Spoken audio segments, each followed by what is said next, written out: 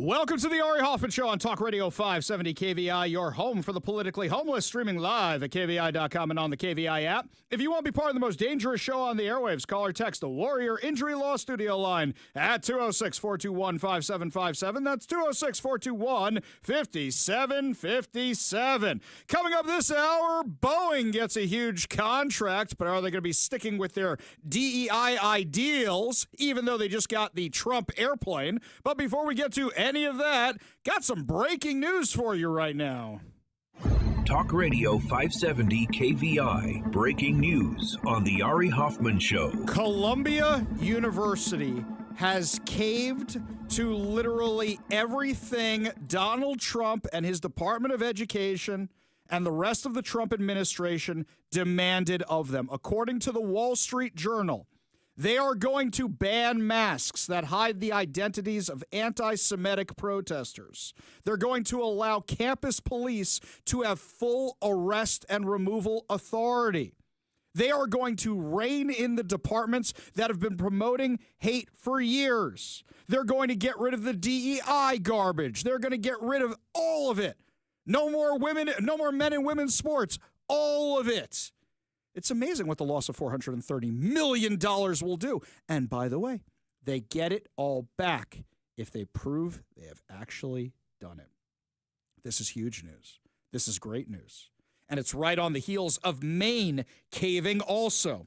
The U.S. Department of Agriculture announced Wednesday that the University of Maine system, which is 8 colleges in Maine, has agreed to comply with President Donald Trump's executive order to keep men out of women's sports. So Maine is going to get their funding back. We'll see what happens with University of Pennsylvania. We'll see what happens with all these other schools. On the flip side, New York University did what University of Washington did. They implemented a hiring freeze, and they're preparing for cuts because they know they're on the poop list, and they know they're in trouble. They know they're going to have these issues. So they are preparing for the absolute worst. But the problem is, here in Washington State, while everything is going great in Washington, D.C., the Democrats here are dialing down on dumb. And that's a huge problem. A huge problem. Yesterday, Chris Reykdal, creepy Chris Reykdal, doubled down on all the insanity, basically saying, come get me. I'm reading now from the Office of the Superintendent of Public Instruction's website. The Trump administration has made it no secret that one of their key priorities is to eliminate the Department of Education. Today, the president signed an executive order attempting to do just that. The department was created in Congress by 1979. Congress, blah, blah, blah, blah, blah, blah, blah. For decades, the department has aimed to support our nation's students who are furthest from educational equity. No, that's not what they've done. If they were actually doing that, they've also failed at that, by the way. No, what they have done is sought to brainwash our children into be stormtroopers for the left. What they have done is sought to force every kid into college, so much so that we have a labor shortage right now because kids are going to college who belong as mechanics or plumbers and electricians. And I'm not saying that to be derogatory. I'm saying that to be like, not every kid is going to get a job based on lesbian dance theory. Wish it were so, but it just ain't the case. And there's a lot of kids who are going into debt and wasting hundreds of thousands of dollars going to college in this idea that they'll get better paying jobs. And instead, what are they doing? They're working at McDonald's. I guess that's not the worst thing in the world. The last guy I saw who worked at McDonald's became president of the United States. Last guy who was a garbage man became president of the United States. See, my friends, doesn't matter what job you go into, you can do very, very well. But in all seriousness, the Department of Education has been a colossal failure, a waste of $3 trillion, which has only brought our educational standards lower. Now, maybe that's what Chris Reykdal wants, because over the last 12 years, the scores in Washington have only gone downhill no matter how much money we throw at the problem. He says, combined with the massive layoffs of department staff, today's order underscores the president's disregard for public education and civil rights. No, Chris. It's, in fact, quite the opposite. And if your office would ever get back to me, but it is clear there is a blacklist in Olympia. It is clear that Olympia does not want to get back to anybody who disagrees with them. And you know what's disappointing about this? In the Inslee administration, everybody got back to us. We We got snarky responses. You know the only office that didn't get back to us regularly? Bob Ferguson's. Remember we did a story not too long ago about Bob Ferguson's office deciding that all communications are going to go through them, and then they're going to answer who goes, who responds? It is clear that that message has gone out that they are not going to respond to our show. We've had Chris Reykdal on this show, and we were polite, and we were nice. I even remember why we had Chris Reykdal on. I remember why we had him on. It was one time we had him on because they were running a program for kids who don't belong in college to get jobs. And I said, this is great. I promise to be nice. Come on the show. And I was very nice. I was very gentlemanly. I didn't go after him on any of the DEI stuff because I said, come on the show to talk about this. Let's show a little bipartisan cooperation. He is doubling down on psychotic and named for me one school in Washington where the DEI CRT implementation has made any kid's education better, has made any kid's life better. Name me a kid who got a job because of it who wasn't going into DEI. I'm not talking about the Tracy Castro Gills of the world. Name me one kid who did okay off of this. You can't. You can't. So what does he write? In Washington state, our legislature has instituted civil rights protections for students above and beyond the federal minimum protections. You mean the ones that don't actually protect students? And no order of the president will diminish our state's obligation or moral imperative to serve and support all students. I love how he tries to make it sound like he's a hero. Dude, on your watch, attacks on Jews went up hundreds of percentage points. On your watch, girls lost out on scholarships because boys were kicking their butts at sports. Girls got injured because of it. On your watch, mental health went through the floor. On your watch, kids' grades went through the floor. How does that better set them up for life? On your watch, boys can now go creep on girls in the girls' restrooms and it not be a problem. He says there's no doubt that some of the federal education overreach pushed by presidents of both parties over the last 25 years must be scaled back and brought back to the states. Wait. Did you just agree with him? Did you just agree with Donald Trump that there was federal overreach at the Department of Education and say it has to be brought back to the states? Because that's the whole point. We are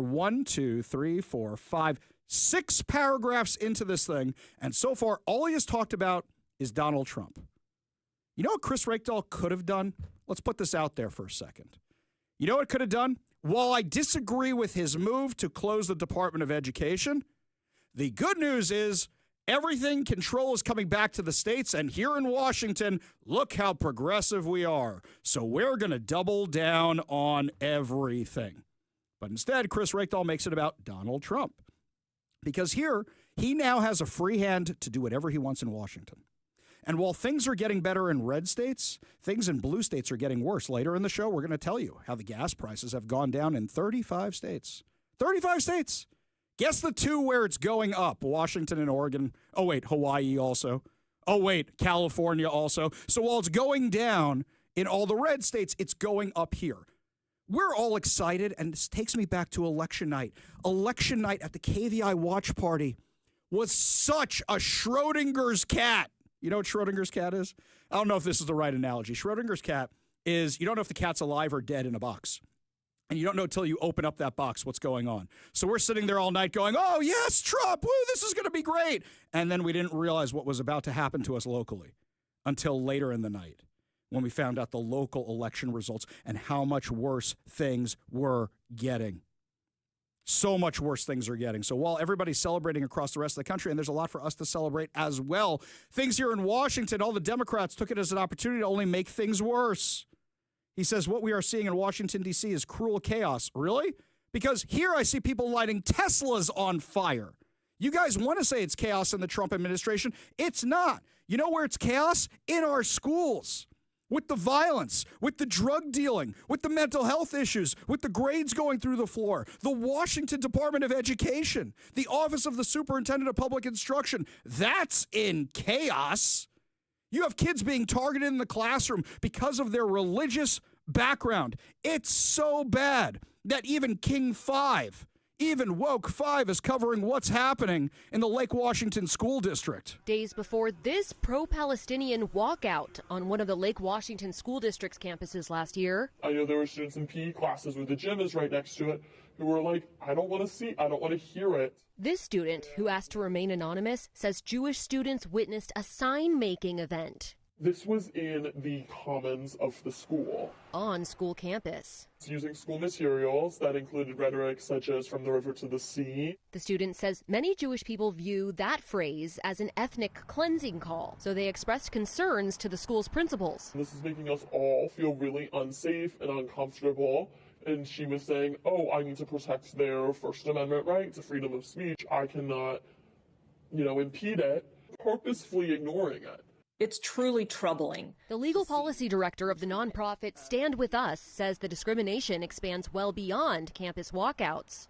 Students surrounding their peers and using anti-Semitic slurs, calling them dirty Jews and worse. It's why Stand With Us issued a legal complaint to the U.S. Office of Civil Rights, and now that office has chosen to investigate it. This is a huge step toward some meaningful change. A school district spokesperson says they'll comply with any requests from the federal office and added, quote, Lake Washington School District strives to create a safe learning environment for all students and staff. The complaint does not include many details such as dates, times, locations, so the district will need additional time to assess. By the way, the district has those dates, times, and details because they've gotten the complaints from the parents and from the students, and when they did nothing about it, Stand With Us and the parents and the kids went to the feds.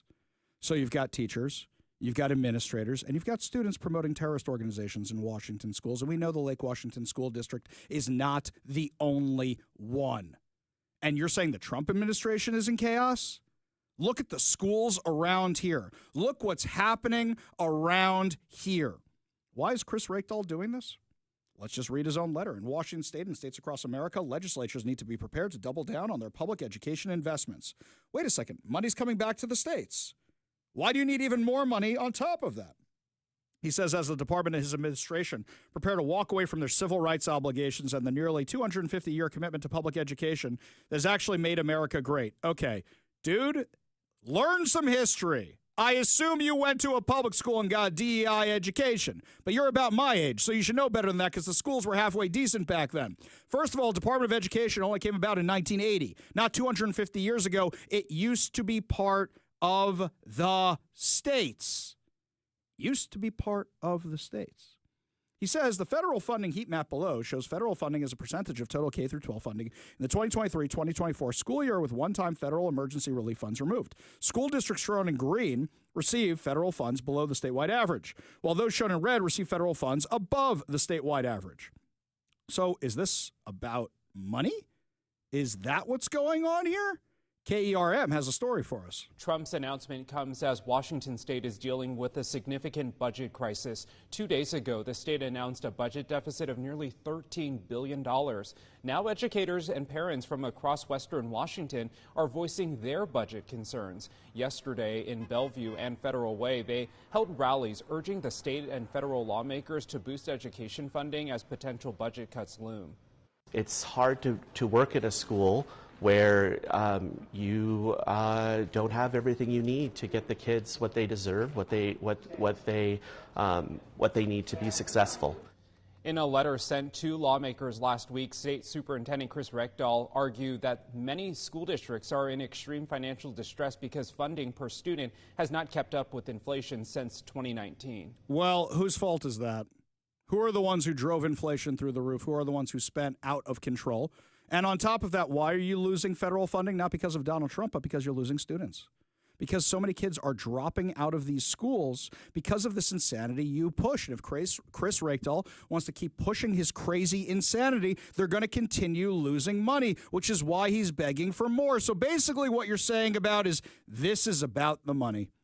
It's not about the kids, not about the parents. You want the money. That's what it's about. A woman named Anna, who follows me on social media, I believe listens to the show, was testifying yesterday in opposition of this bill that's going to gut parental rights in the legislature. Listen to the problem she's dealing with as a parent in the schools in Washington. Thank you so much for having me. My name is Anna, and I'm a parent here in Washington State opposed to ES HB 1296. as it threatens the fundamental rights of parents to know and be involved in their children's education. I am alarmed that this bill can undermine Initiative 2081, the Parents' Bill of Rights, approved by voters in 2024, passed in law, and upheld by a King County Superior Court ruling on January 27, 2025. As a mother, I've experienced firsthand how vital transparency is about my child's education and well-being. ESHB 1296 risks allowing schools to withhold critical information from parents, which I see as an unacceptable overreach that undermines our ability to raise our children.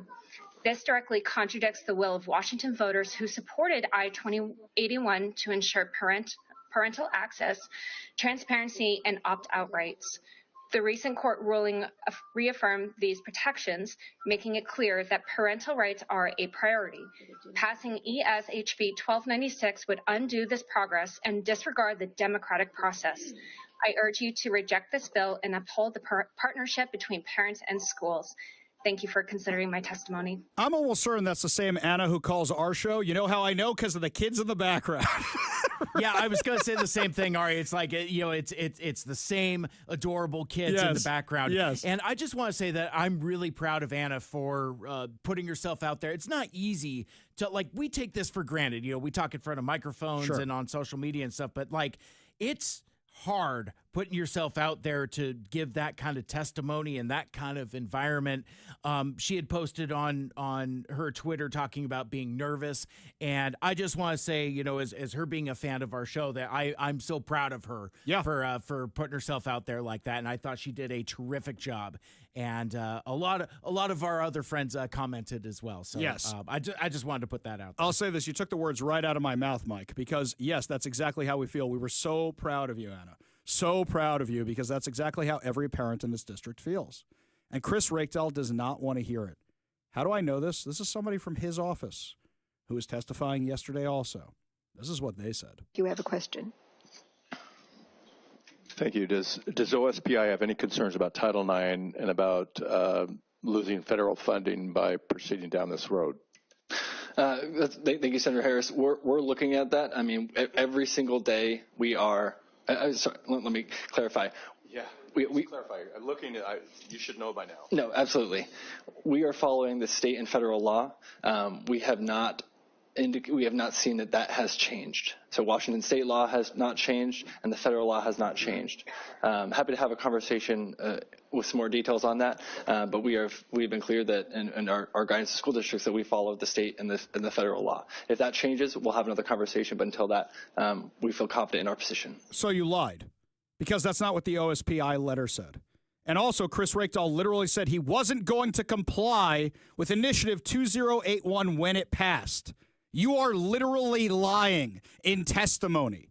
You are literally lying to pass your agenda. And here's what I'm worried about, my friends. Things are going great in Washington, D.C. They are going great, and I'm so happy, and I'm so excited, and I'm so happy our country's being put back on the right path. But as great as things are going in Washington, D.C., with every step forward they take, Washington State doubles down on steps back. And the only way they're going to be held accountable, the only way, is if you hold them accountable. And I know you're going to say, oh, the voting's rigged or this, that. No, my friends. We have a chance with this initiative. We do. Brian Haywood, Let's Go Washington. They're going to have the initiatives to undo their gutting of the first initiative we all worked on, but we need a mandate. We need a mandate. And what that means is when those signature pages come out, we can't just get 400,000, which is the minimum. We can't just get 500,000, which is what we got last time. We need 1 million. We need 1 million. We need more than 1 million. And you know what? There's 8 million people living in Washington, so we need 1/8 of the state. If we can't get that, we're never going to win. We're never going to win. And this issue can wake people up. This is an issue that can lead to vouchers, because all we need to do is play Jamie Peterson's quotes and Chris Reykdal's quotes and all these things we've played to death on the show for the people who don't listen to political shows, and say, it doesn't matter if you're a Democrat or a Republican, you're a parent. Do you want to be able to know what your kids are up to in school? Do you want to be able to know what their report card says? Do you want to know if they're falling behind or not? Because they won't even tell you that. Do you want to know the bare minimum? Or you want the schools, the public schools, in charge of raising your children? Let me know what you think. 206-421-5757. That's 206-421-5757. We go to the Warrior Injury Law Studio line. Take a call from Lou and Linden. Lou, what's up? Howdy, yeah. The best thing that Trump's done so far is move to abolish the Department of Education. And the reason is simple. The Department of Education is a Marxist, Leninist, Maoist, anti-Semitic organization that promotes in our schools this radical left-wing agenda and anti-Semitism. And thank God it's going away. I agree, Lou. And I'll tell you something else. It'd be one thing if they were a Marxist, Leninist, anti-Semitic organization and the kids got good grades, but they can't even do that, right? Yeah. That's a joke. That's a joke, Lou. Okay. I know my sense of humor, the sarcasm, sometimes doesn't read like sarcasm. But yeah, you're 100% right. There is no upside to the Department of Education. The problem you're going to have is getting into states like Washington where their Department of Educations aren't going anywhere. Appreciate the call. Appreciate you being part of the show. You want to be part of the show, you give us a call or a text at 206-421-5757. That's 206-421-5757. When we come back, my friends, lots more to discuss, including good news. Boeing's got a new contract. It's to build the Donald Trump fighter jet. We'll tell you all about it when we come back. You're listening to the Ari Hoffman Show on Talk Radio 570 KVI.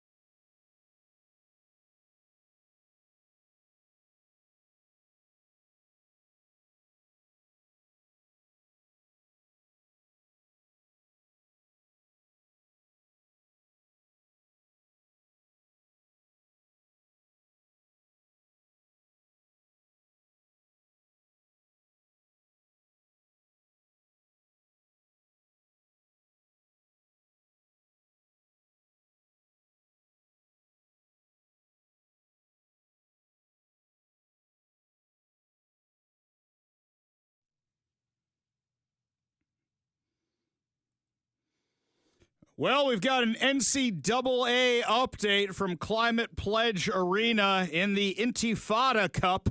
It looks like Columbia has bested the University of Washington. All right, well, I didn't really have a horse in that race. Anyway, they lost 63-60 in squandering a second-half lead, according to Fox 13. Yes, University of Washington taking more losses. We go to the Warrior Injury Law Studio line. Take a call from Art in eastern Idaho. Art, did you escape Washington? Well, no, I'm a truck driver. Oh, okay. I'm all over the map, I'm just wondering. I love how. One of these days, though. One of these days. I don't want to laugh at your expense, Art. I don't want to, but just when the way you answered that question, no, I still live in Washington. I know. And that's sad. I love Washington. Yeah. But Washington does not love me. Yeah, I think that's a fair statement, my friend. What's on your mind? So, taxpayer money to teachers unions. Yeah. How in the dickens did that ever start? And I worked for a belonged to a public sector union for 8 years that I will never get back. But we never got any taxpayer money to our union. No, of course. Why do the teachers' unions get the tax money? Because the teachers' unions realized, well, rather the Democrats realized that the teachers' unions could be their door knockers. It could be their stormtroopers. So the way they couch it always. Notice what Randy Weingarten should be advocating for kids. She's advocating for the unit. Oh, the teachers need training. Yeah, they need training to become Democratic activists is what they're doing. I mean, the union around here is using, $70 million claiming it's to educate teachers how to do para-education. They've trained 12 of them? $70 million to train 12 people. So clearly it's not working, and clearly they're using it for something else, and clearly it's a grift. We know that. Well, boy, I don't know if there's any political process to put a halt to that, but that's definitely, it smells of RICO, if you know what I'm saying. That's a racketeering issue right there. Yeah, and here's something else. Now that they've made it so that when unions go on strike, they get paid through the unemployment fund, every single teachers union is going to go on strike in July, August, or September, delay the start of the school year, because they're going to say, we can stay on strike as long as we want because now we can all file for unemployment. Right, Art? Yeah. Yes, exactly. That's great. I'm glad I got a boy. He's going to be a senior next year, and then I'm done with it. Yeah. Right, yeah, believe me, I'm right there with you. I'm halfway done. Oh, wait, I'm 2/3 of the way done. I got one more to get out of here, and then we're golden. Even though she's in private school, they're still affected by the accreditation standards of the state. Art, drive safely. Appreciate you being part of the show. Yeah, you too. But you too, my friend. We got to wait. Oh, I'm not going to commercial. What am I doing? I was about to jump to the phone line a second there. It's a Friday. It's a Friday. So let's switch to some good news here, shall we? Donald Trump and Pete Hegseth today announced the F-47. So apparently all you got to do is say, hey, we're going to name this airplane after the 47th president. No, I'm just kidding. They need a new fighter jet anyway. It's been a while since we came out with the F-35 and the other planes. Here's what the president said today in the Oval Office. The F-47 will be the most advanced, most capable, most lethal aircraft ever built. An experimental version of the plane has secretly been flying for almost 5 years, and we're confident that it massively overpowers the capabilities of any other nation. There's no other nation. We know every other plane. I've seen every one of them, and it's not even close. This is a next level. Level 5 is good. This is level 6, they say. The F-47 is equipped with state-of-the-art stealth technology. It's virtually unseeable and unprecedented power. It's got the most power of any jet of its kind ever made. Maneuverability, likewise, there's never been anything like it, despite the power and speed. Its speed is top. It's over 2, which is something that you don't hear very often. America's enemies will never see it coming. Hopefully we won't have to use it for that purpose, but you have to have it. And if it ever happens, they won't know what the hell hit them. So Boeing gets the contract. Does that mean that Boeing has gotten rid of all their DEI stuff as part of getting that contract? I have a question about it. We were already talking about how much of that has contributed to the problems over at Boeing. But this is good news for our region, or South Carolina, North Carolina, wherever they're building those planes. Or are the plants even going to be in Washington? If I was Boeing and I need to create a new airplane line, I wouldn't build it here in Washington. I wouldn't do it, because then you have to deal with all the unions that can now go on strike and get paid by the unemployment funds. So why would they bring the airplane here to Washington? Probably they're going to build it somewhere else. And we're going to lose out because of Democratic stupidity in Olympia. We go to the Warrior Injury Law Studio line, take a call from Ron in Tacoma. Ron, what's going on, man? Well, yeah, national security is my concern, and just like what you said, these are the two things that are concerning me today. Number one is the new this new F fighter from Boeing. Since when do we start? We got airliners that are losing their doors from the DEI hires that they've already got at Boeing. Why would we have a warplane company, people? Number one, and number two. I don't know if you've been following all the Democrat lawmakers and politicians over the last month, but if you take a look at what these people are spewing, I have a really big concern of how are we going to get these people off these board committees that are on all the United States, everything that we do for keeping ourselves safe. We got these people in our committees and boards. How do we get these people out? Yeah, well, the problem is they're called elections, and Washingtonians keep blowing it because they're not paying attention to any of this kind of stuff, and they can claim voter fraud all the time. But as we say, too big to rig, and we were able to do it nationally. We weren't able to do it locally. With regards to Boeing, I assume Boeing didn't get a contract without Donald Trump and the Trump administration saying, you guys better get rid of all your DEI stuff or you're not getting this contract. Also, don't forget, when Boeing's building something, Boeing has subsidiaries that build the war material. So I assume it's not Boeing building it because they build the drones, but they don't build the drones. Ron, appreciate the call. Appreciate you being part of the show. You want to be part of the show, give us a call or a text at 206-421-5757. That's 206-421-5757. When we come back, Democrats who decried political violence are strangely silent, even encouraging the political violence of attacking Teslas. Then stop trying to make Tim Walz a thing, or make him a thing. It'll help us win elections. You're listening to the Ari Hoffman Show on Talk Radio 570 KVI.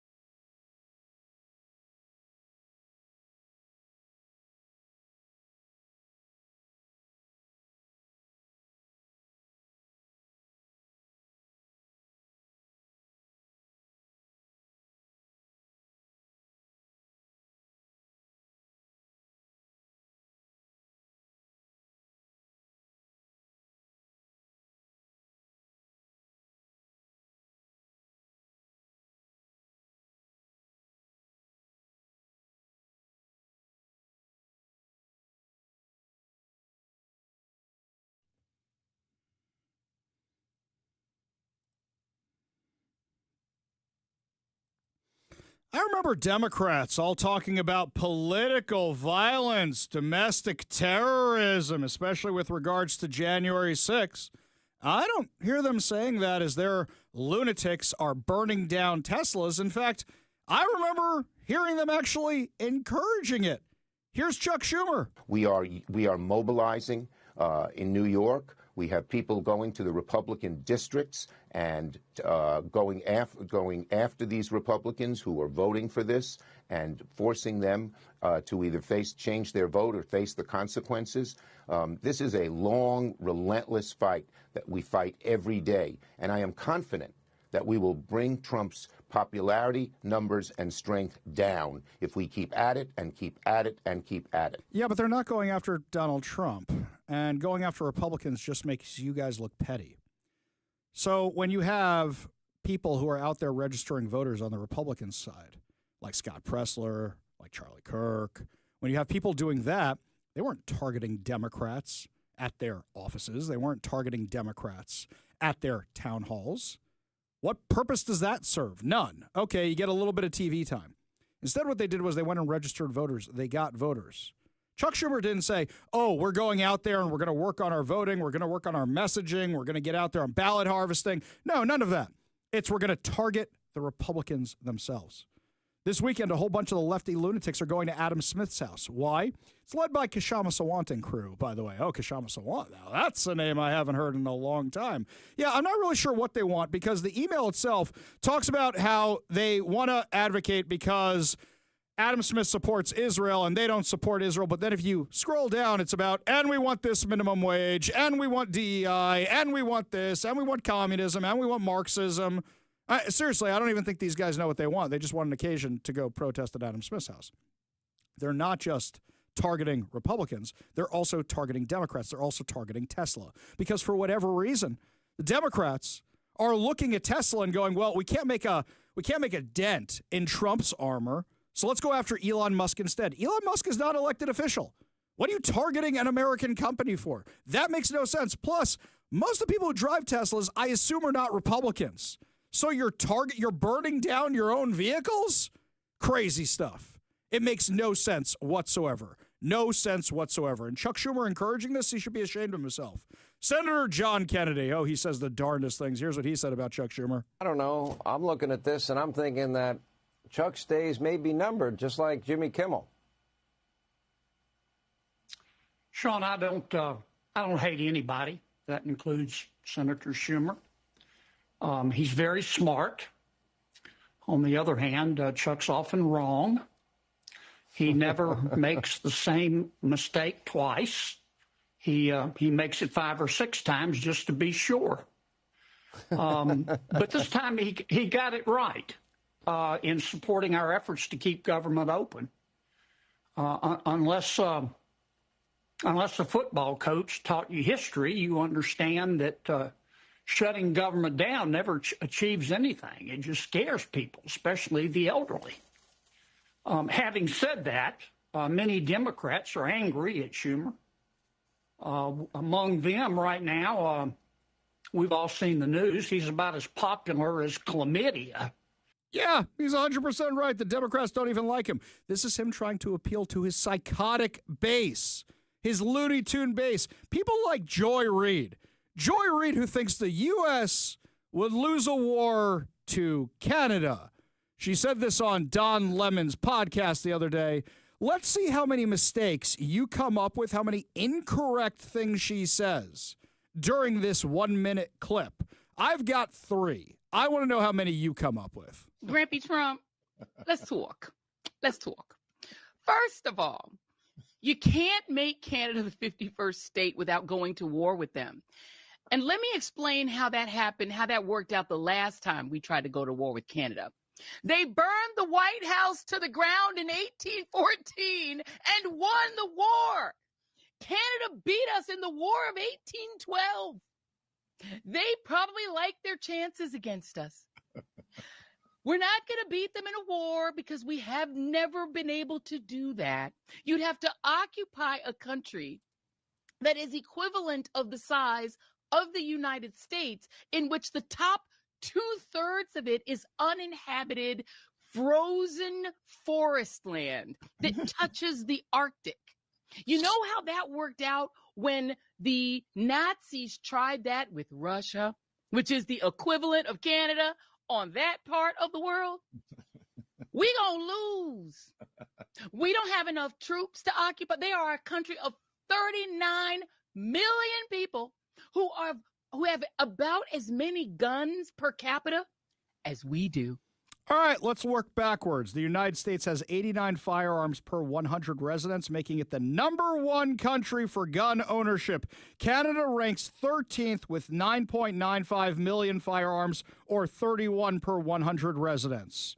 So, how about that? Also, they have stricter gun laws than we do, so not as many of them can own guns. That's where you're wrong. You're wrong on that. Population size. How many people live in Canada? 38.93 million. We have 350 million. I like our chances. The War of 1812, we won that. If you want to get technical, it was a stalemate, but it did more to improve the perception of U.S. strength around the world. So we didn't lose for a while after that one. Let's just say that. So, yeah, they burned the White House, but we kicked their butts afterwards. And there's a reason we're two separate countries now, and we maintained our territory. So, no, we didn't lose. And last, not every state became a state through war. It can also be done through purchase. It can also be done through political agreement. Joy Reid was wrong about literally every single point she made. Do I want to go to war with Canada? Absolutely not. But at the same time, I do like our chances. I'm not so worried about war with Canada. Justin Trudeau, the man who sits with crossed legs. I assume the people who voted for him are a lot like him. So I like our chances. Tell me who you think would win in a war and why. 206-421-5757. That's 206-421-5757. U.S. or Canada? Yeah, are there really plans to invade Canada? Do we have contingency plans for that? Because that would be pretty entertaining if we do. We go to the Warrior Injury Law Studio line, take a call from Transit Joe. Transit Joe, I assume you want to talk about airplanes today. Yes, I do. I really appreciate President Trump's making a decision that former Air Force Secretary Frank Kendall said he should that democracy required Trump to make to invest in the F-47, which is named after the birth of the U.S. Air Force. And I would also stress that we will have these planes built in Missouri and Illinois where they need the jobs, and it'll be more secure and classified for longer. And I would also just add very respectfully, as far as U.S. and Canada go in the war, please don't make me vomit because God bless Canada. They're a great neighbor. And we need to do a lot more to kiss up to charm Canada instead of attack Canada because, frankly, I have a plan to rip Canada apart. Do you want to hear it? Sure. Give me your plan to destroy Canada, Joe. Very simple. I would cut off their maple syrup. Cut off their beer. What are we doing here? We are going to be very nice to Alberta Premier Danielle Smith, and we're going to say that you are welcome to negotiate to have a free and open referenda with international supervisors. If you want to join the United States of America, we will stay out of it and let them decide. And here's why I'm pushing this. Two reasons. Quebec, they're entitled, out of control, they are left-wing progressive province, is blocking pipelines for Alberta to export their oil. Joe, you're starting to sound a lot like me here. By the way, I've brought up this point myself. They're more liberal than us. Why would we want a whole bunch of more liberal states in the U.S.? We don't got enough problems with that? Yeah. Yeah. And that's another reason why, because frankly, I don't particularly want the Vancouver metro area in the United States, buddy. Yeah. Unless I want their transit, but I don't want their roads. I agree, Joe. Appreciate you being part of the show. You want to be part of the show, you give us a call or a text at 206-421-5757. That's 206-421-5757. When we come back, more of your calls, more of your texts, and Disney keeps clinging to DEI. If you guys keep doing this, you're not going to have any parents left to bring their kids to pay the crazy prices at your parks. You're listening to the Ari Hoffman Show on Talk Radio 570 KVI.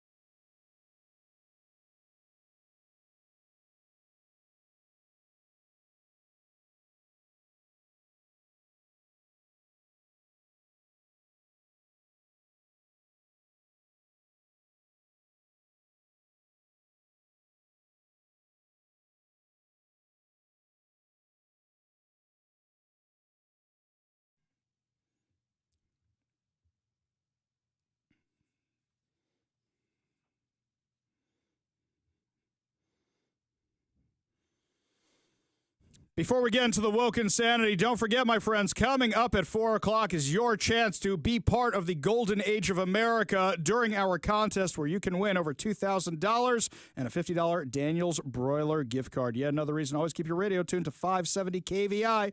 Left on your dial, always right on the issues. You can also stream us at KVI.com, download the KVI app, and, of course, subscribe to us on whatever your preferred podcast platform is. Also, to clear something up for the people who called, I did not say we went to war with Canada. Joy Reid said we went to war with Canada. That was a war with the British in 1812, so that's yet another thing Joy Reid got wrong, my friends. Yes, it was the British who burned the White House. Yes, they still are in charge of Canada. They still got the Queen, King. Who do they got on their money? But they're still the royal ships of Canada. Yes, they are still under the Queen, technically, or the King, or whoever's actually in charge of the UK these days. I don't know. Maybe it's the Islamists. So, in Disney, they haven't learned their lessons yet. Shareholders at Disney have rejected a proposal that would have the company stop participating in a national report having to do with diversity, equity, and inclusion initiatives. The report is part of the Human Rights Campaign's, the HRC's Corporate Equality Index, for company standards and companies, and it must meet certain thresholds on DEI to be included. According to Business Insider, only 1% of shareholders voted to approve the anti-DEI proposal, according to initial numbers from a vote done by Disney in the company. Under CEO Bob Iger, they will disclose the complete vote count next week in a filing. On Thursday, Disney held an annual meeting with shareholders where the National Center for Public Policy Research demanded that the Walt Disney Company stop using the HRC Corporate Equality Index for company standards.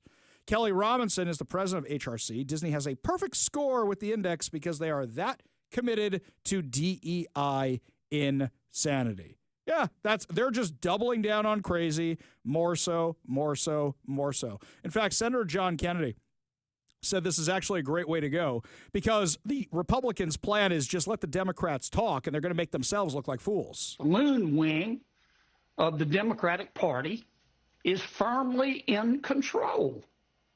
Now, that's great for the Republican Party, but it's bad for America. These people are deeply weird. For example, no honest person whose IQ is above his age doesn't believe that biological sex doesn't exist, but they do. That's what I mean when I say they're deeply weird. Our Republican secret plan for dealing with the Democrats is called Operation Let Them Speak. But that's good for our party, but it's bad for America. He's 100% right. It is good for us. It's bad for them. Like Disney. I don't want to see an American company suffer. They are committing corporate suicide because what they are doing is they are dedicating themselves to woke. I mean, it's not enough for you guys, the Rotten Tomato scores that Snow White has before it even opens. Yeah, my wife and daughter want to go see it this weekend, so I'll probably end up seeing it this weekend. And then I can tell you on Monday whether or not it was that bad or whether they had to fix the thing. I'll probably have to go see the movie. But all this DEI garbage in their TV programming, parents are just going to look for other options. And nowadays, with so many different streaming options, they're going to choose something else, and their stock price is reflective of that, of the fact that people have chosen other things. Ben & Jerry's learned their lesson. Ben & Jerry's has accused its corporate owner, Unilever, of removing the ice cream brand CEO due to the company's left-wing political activism. Yeah, because Unilever is tired of everybody boycotting Ben & Jerry's. They had to sell the entire division in the Middle East because they managed to piss off every Jew and Arab at the same time. It was really impressive. Lawyers for Ben & Jerry's filed an amended complaint on Tuesday in New York alleging that Unilever violated agreements stemming from the 2000 merger, which protects Ben & Jerry's interests by precluding the unilateral moving of its CEO. The company alleges that Unilever improperly removed CEO David Stever and that the decision was based on political stances taken by the company. According to CNN, the complaint states that Unilever removed Stever due to his commitment to Ben & Jerry's social mission and essential brand integrity rather than any genuine concerns regarding his performance history. No, if you're saying stuff and doing stuff that make you lose money and not sell ice cream, then you know what? That affects your job performance. I assume that they fired the entire marketing team over at Bud Light that decided the Dylan Mulvaney thing was a good idea. I assume all of them have been fired if Budweiser, Anheuser-Busch, is smart. And here, Unilever goes, we are tired of the corporate insanity over there. You want to say save the trees, save the rainforest? Fine. But the nonsense trouble that you guys keep getting us into is absolutely crazy. Let's take the Middle East for a minute.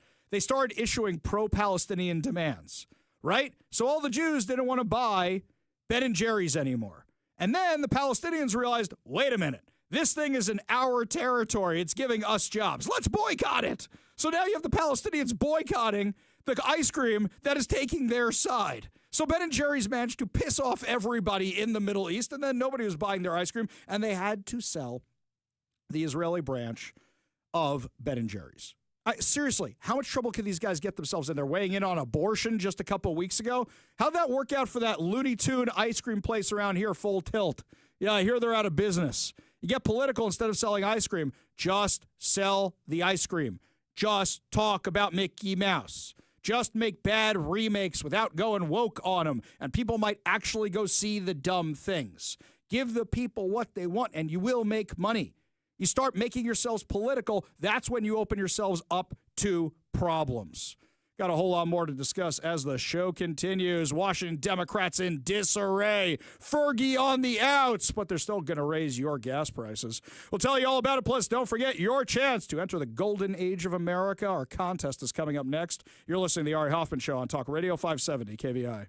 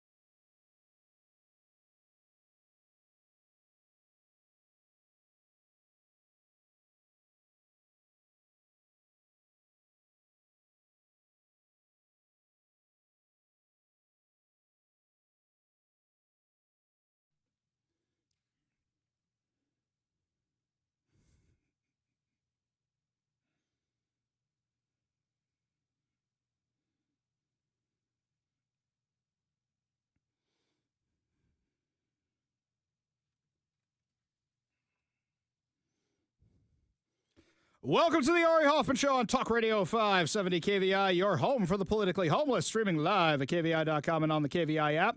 If you want to be part of the most dangerous show on the airwaves, call or text the Warrior Injury Law Studio line at 206-421-5757. That's 206-421-5757. Coming up this hour, Brandy Cruz from Undivided is going to be swinging by to tell us about the latest insanity in Olympia. But before we get to that, my friends, it is time for you to try and be part of the golden age of America.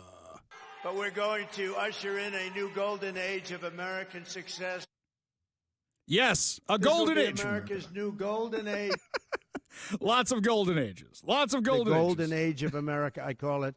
It's begun. So it's the golden age of America, and that's what it's going to be. I can proudly proclaim that the golden age of America is upon us. Any more? We're good? We're good? Okay. But we're going to usher in a new golden age of American success. The All golden age of America, I call it. It's begun. So it's the golden age of America, and that's what it's going to be. This will be America's new golden age. Golden age. Okay, golden age of America. So here's what we're going to do right Congratulations. You played yourself. Very true. Very true. So another one. Oh. Another one. Another one. Thank you, Mike. Mike's button happy today. All you have to do. Yeah. In order to be entered to win our Golden Age of America contest, your chance to win $2,025 and a $50 Daniel's Broiler gift card is text the keyword I give you when I give it to you. So, you are not to text your name. You are not to text your phone number. You are not to text your address. I'm very happy in my relationship, people. I don't want your phone number. And by the way, we have caller ID. If you give us your phone number or anything other than the keyword, you are voiding your own entry. Just the keyword, not your name, not your phone number, not your address, just the keyword. All you have to do is text the keyword MEGA, as in there was a great video game called Mega Man, not MAGA, Mega, MEGA, to 206-421-5757. That's 206-421-5757. Text in the keyword MEGA, MEGA, now, as in Mega City from Judge Dredd, MEGA. Text that to 206-421-5757. You have until 5 p.m. to enter the word MEGA. After that, your next chance to win comes at 8 o'clock during the commute with Carlson on Monday. Check out danielsbroiler.com to reserve a table, place your takeout delivery order, and more. Now, before we get to the stuff I had planned for today, got some more breaking news for you right now. Talk Radio 570 KVI. Breaking news on the Ari Hoffman Show. I heard this morning that Governor Bob Ferguson is now considering taking action to keep murderer Timothy Pauly behind bars after former Governor Jay Inslee, on his last day in office like a coward running for the door, signed an order that will allow him to be released next week. This is a guy who brutally murdered 3 people, the details of which are so graphic, I'm not going to get into them right now. But what I want you to do is help this out. The pressure is clearly working, so I want you to help out. Here's what I want you to do. If you want to keep this guy behind bars, if you live in Bonnie Lake, where this guy is going to be released to, and you want to keep this guy behind bars, call Bob Ferguson's office nicely, politely, calmly, and say, Governor Ferguson, I would very much appreciate it if you would keep Timothy Pauly behind bars. 1-800-833-6384. That's 1-800-833-6384. The pressure is clearly working. Can we get it over the finish line? So, once again, that phone number is 1-800-833-6384. Be polite, be kind, be nice when you call. So that way, hopefully, we can keep a murderer behind bars for the rest of his life so he dies in prison, which is where he should be. He should have been sentenced to death, but you know Washington and that. By the way, just a little friendly public service announcement for everybody from Como News. As spring arrives in the Northwest, Washington drivers are reminded of the looming deadline to remove studded tires because they might damage the roads. I don't know about you, but I've seen the condition our roads are in.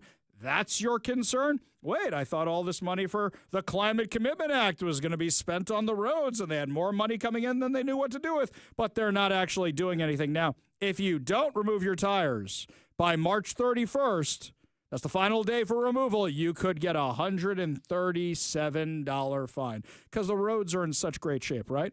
Our roads are like Homer Simpson in the monorail episode when they're talking about Main Street, and he's zipping along happy as a clam, just destroying Main Street with the piano on top of the car. You guys know what I'm talking about, right? Order! Please rise for the Pledge of Allegiance. Get to the money! In a moment. First, let's review the minutes from our last meeting. Get to the money! Get to the money! Get to the money! Very well. We will now hear suggestions for the disbursement of the $2 million. Don't you mean $3 million? Of course. How silly of me. Excuse me, we could use the money to hire firemen to finally put out that blaze on the east side of town. Boring. Hello, my name is Mr. Snrub, and I come from, someplace far away. Yes, that will do. Anyway, I say we invest that money back in the nuclear plant. I like the way Snrub thinks. Pardon me, but I would like to see this money spent on more police officers. I have been shot 8 times this year, and as a result, I almost missed work. Crybaby. My name is Marge Simpson, and I have an idea. It may sound a little boring at first. Chat away. I'll just amuse myself with some pornographic playing cards. Oh. Well, surely you've all noticed the terrible condition Main Street is in. Many of us have destroyed it by leaving winter chains on our tires and carrying too much weight. Woohoo! Look at that pavement fly! Yes, that's what I do every time I'm on I-5 with studded tires, right? Look at that pavement die! Yeah, Washington's roads were rated the third worst in the U.S. I don't think it's the studded tires that are the problem. I think it's deferred maintenance and a terribly run Department of Transportation that spends more money on bike lanes than anything else, that fires its employees, wasn't that you, Bob Ferguson, during COVID and can't replace them, that decides they want to get hybrid ferries, electric ferries, all that. And the idea was so bad that even Bob Ferguson, who is super in favor of the Climate Commitment Act, is now saying, yeah, we need the diesels because otherwise we're not fixing the ferry service. So you would think, okay, let's take some money from the Climate Commitment Act or the money that's already been allocated. Nope. Democrats want to raise your gas prices yet again. Yet again, another 25 cents to cover the bad condition of the roads. Here's the report from Fox 13. We have a live look at our state capitol tonight. Right now, Washington lawmakers are considering more strict carbon standards for fuels used in both cars and trucks, but those tougher targets could come with a cost. Reporter Albert James shows us why supporters say we need to step up to support the environment and what opponents say the changes would mean for already high prices at the pump. I think the experience we've had over the first couple of years of this program shows that that we can handle a little bit stronger target, and that's necessary to achieve the increases in clean fuel production. Representative Joe Fitzgibbon of West Seattle says change is needed to Washington's clean fuel standard. Similar to the Climate Commitment Act, the program sets targets over time to reduce carbon emissions from transportation fuels with a marketplace of credits and deficits for those who are below and above the standards. Among other things, House Bill 1409 would accelerate those carbon reduction targets. Supporters say Washington should follow states like Oregon and California who've toughened standards to correct an oversupply of credits in the marketplace that's reducing incentive for continued development of clean fuels. There's going to be a market imbalance on the West Coast. We're not going to have the same amount of fuels coming into our state or even the production incentives in our state that others would. And so we want to make sure that we're not falling behind. But business and oil groups warn stricter standards would lead to increased prices at the pump. Gas Buddy data shows Washington has the third highest average gas prices in the country, with prices in the state consistently above the national average over the last 2 years. And tariff threats encompassing Canadian oil wouldn't help prices at all. The Western States Petroleum Association says Washington tax and program costs, like the Climate Commitment Act, already adds about $1 to the price of a gallon of gas, with the proposed clean fuel standard adding anywhere from 4 to 25 cents. I think it's really important that you guys take a look about what the fuel affordability is and take responsibility for that, for all of the decisions that you're making as policymakers for tax and program cost changes. There's no word yet on when the bill could be voted out of committee. In Olympia, I'm Albert James reporting. Great. So now they're going to tax us more to fix the roads. By the way, earlier, I think I gave out the incorrect number. Here's the number for the governor's office, 360-902-4111. That's my mistake. So you want to call 360-902-4111.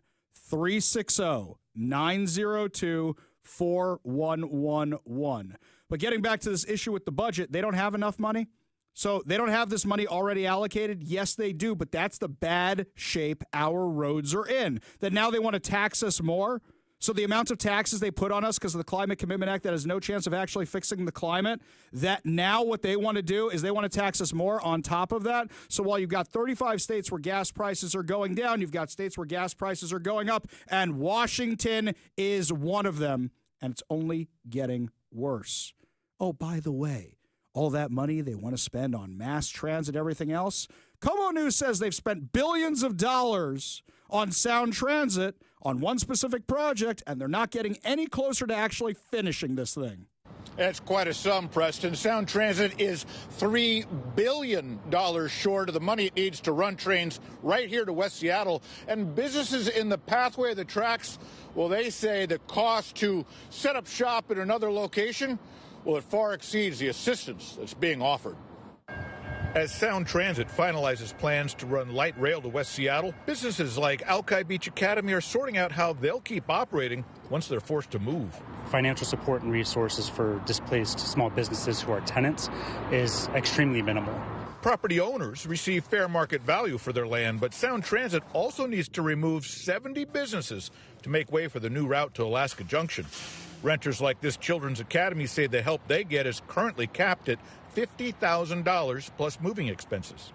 Jordan Crawley took his concerns to the Seattle City Council, where Sound Transit was updating its own financial struggles with the $7 billion West Seattle extension. Demands for labor, materials, equipment, they're driving costs up across the board. Real estate costs continue to rise. Sound Transit is short about $3 billion and had been counting on federal money that may or may not be approved. So for now, they're searching for other ways to cut costs and be more efficient. It's going to invariably result in some revised scoping, a deep analysis to discern, what kind of additional cost-saving measures could be taken. Crawley says he supports the expansion of light rail, but also needs city leaders to have their backs, because they'll be among the very first to be displaced. So we're going to need support sooner rather than later, and we can't afford for our leaders to wait. Well, Sound Transit expects to have more clarity on the project costs later this fall. And as things stand right now, the West Seattle extension, it is scheduled to begin construction in about 2 years. Reporting live, Joel Marino, Como News. So you spent $3 billion and you haven't built anything. You want another $3 billion, and then the project may start in 2 years. You're worried about losing your federal funding, and you just appointed Dow Constantine, even though we're not supposed to know it's Dow Constantine, even though they haven't confirmed it's Dow Constantine, but we all know it's Dow Constantine, the guy who got you in this mess in the first place? Yeah, Sound Transit, no more. No more. You take our money from our car tabs, you take the money from federal, you take the money from state, you take the money from everything, and you guys blew $3 billion. And there's not a single piece of infrastructure that's been built yet. Just a reminder again, if you're calling the governor's office about Timothy Pauly, the correct number is 360-902-4111. That's 360-902-4111. Even I make mistakes sometimes. You don't have to keep calling Mike. 360 902-4111. Well, and it didn't help that I was confused also because I was because like the number that you gave for like the TDY service was like for the legislative hotline. So I thought the person on the phone just needed the legislative hotline. Oh, so that made it even worse. Exactly. That just made it worse. Okay, guys, I'm going to tell you something. You got a lot of days to do. We're going to be doing this through the 27th, the day he's supposed to be released. We're going to be doing this every single day, and I encourage you to call every single day. But remember, if you call Fergie's office, be polite. In fact, I'll tell you something I did last time. Last time, when Paulie was up for release and the sentencing board said, let's release this crazy murderer, I sent an email to Jay Inslee's office. Mike, I wish I had actually thought to pull up the email. I saved it somewhere. But I sent an email to Jay Inslee's office. I sent it to Mike Falk, who we know does not like me very much, his spokesperson. And I said, I know we've had our differences in the past. I would love to have the governor on my show to discuss this one issue. And even if he won't come on the show, please know that he will get my praise on the show if he signs this thing to keep him back in prison. And you know what? For that day, I laid off Jay Inslee, and I gave him all the praise in the world. Too bad he was just stalling for time so he could do this on his way out like a coward. If Bob Ferguson keeps Timothy Pauly in jail, he will have my praise as well. For an entire day, we'll praise Bob Ferguson. We will do that. I know some of you may not be happy about that, but we will. You should call him and tell him to keep Timothy Pauly in jail. 360-902-4111. That's 360-902-4111. We go to the Warrior Injury Law Studio line. Take a call from Leonard in Shoreline. Leonard, what's going on? Great. Glad you gave out that number for Mr. Ferguson's office. But what you failed to mention is have everybody call from their 253 anything cell numbers to get a hold of Mr. Ferguson. That's right, 253-200 to 253-999 anything phone numbers. Hope this will keep Mr. Pauly in prison for good. Well, the people from Bonnie Lake really got to call. And remember that phone number one more time. You got to call from Bonnie Lake especially.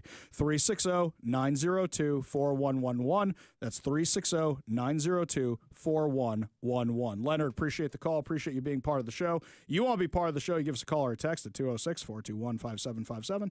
That's 206-421-5757. From the text line, Just Bob says, Ari, I believe the idiotic carbon tax legislation specifically prohibits any of its revenue be spent on things like road and bridge maintenance. Right, but remember what the Democrats said? Oh, we need it for road and bridge maintenance. They lied again. After all, it's intended to be used as a slush fund for one-party rule in Olympia, and they need to financially anoint their chosen supporters. Yep, 100%. 100%. You guys are correct, as always. Absolute insanity around here. They're spending all this money, accomplishing absolutely nothing. Lots more to discuss as the show continues, my friends. When we come back, we will tell you why Gavin Newsom is the most dangerous member of the Democratic Party, and how CNN even called him out for his hypocrisy. You're listening to the Ari Hoffman Show on Talk Radio 570 KVI.